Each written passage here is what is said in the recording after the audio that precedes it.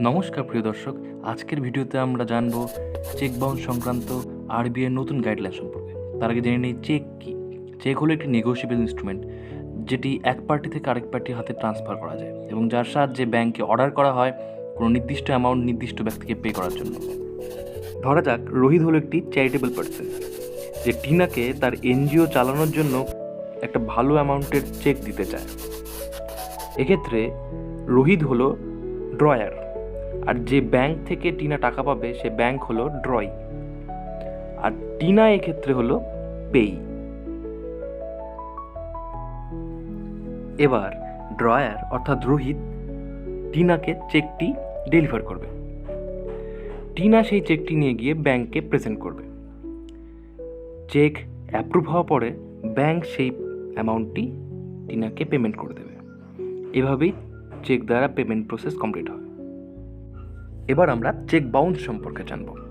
যখন ড্রয়ারের অ্যাকাউন্টে sufficient balance না থাকায় ব্যাংক ড্রয়ারের চেকটিকে প্রসেস করতে পারে না এবং রিজেক্ট করে দেয়, সেই কেসকে চেক বাউন্স বলা হয়। 138 অফ নেগোশিয়েবল ইনস্ট্রুমেন্ট অ্যাক্ট এর আন্ডারে এই ঘটনাকে ক্রিমিনাল অফেন্স হিসেবে ধরা হয়। এবার আমরা চেক বাউন্সের কিছু কি রিজন সম্পর্কে জানব। 1, ড্রয়ার তো চেক ইস্যু করে দিয়েছে, কিন্তু পেমেন্ট করার জন্য তার অ্যাকাউন্টে সাফিসিয়েন্ট ব্যালেন্স নেই। 2, সিগনেচার মিসম্যাচ, সিগনেচার রং অর্থাৎ মিসম্যাচ হচ্ছে। 3, পোস্ট ডেটেড চেক, একটি চেকের ভ্যালিডিটি থাকে 90 ডেজ পর্যন্ত, তার বেশি হলে এটাকে পোস্ট ডেটেড চেক হিসেবে গণ্য করা হয়। 4, অ্যাকাউন্ট ক্লোজার, চেক ইস্যু করে দেওয়ার পরে অ্যাকাউন্ট কোনো কারণে ক্লোজ হয়ে গেছে। 5, স্টপ পেমেন্ট ইনস্ট্রাকশন, অর্থাৎ চেক ইস্যু করে দেওয়ার পরেও চেককে স্টপ করে দেওয়া হয়েছে। আরবিআই নতুন গাইডলাইন্সে বলা হয়েছে ম্যান্ডেটরি ইন্টিমেশন টু ডিফল্টার্স, অর্থাৎ ডিফল্ট হওয়ার 24 ঘন্টার মধ্যে কাস্টমারকে SMS অর মেলের থ্রু নোটিফাই করতে হবে। 2, অটোমেটিক ডেবিট ফ্রিজ, অর্থাৎ পরপর কয়েকবার চেক বাউন্স হলে ব্যাংক অ্যাকাউন্টকে ফ্রিজ করতে পারবে।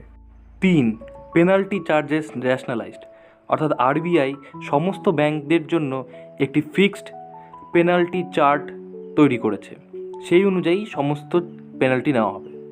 রেড ফ্ল্যাগ রিপোর্টিং, এর দ্বারা যে সমস্ত ডিফল্টার কাস্টমার আছে তাদের আরবিআই ডাটাবেসে মার্ক করে রাখা হবে এবং সমস্ত ব্যাংকদের অ্যালার্ট করা হবে।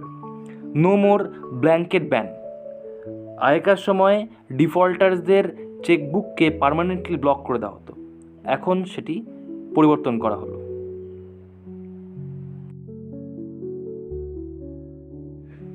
আশা করছি আজকের ভিডিওটা তোমাদের ভালো লেগেছে। যদি ভালো লেগে থাকে তাহলে একটা লাইক আর সাবস্ক্রাইব করে দিও, আর পাশের বেল আইকনটা বাজিয়ে দিও, আর কমেন্ট করে জানিও নেক্সট ভিডিও তোমরা কোন টপিকের উপরে চাও।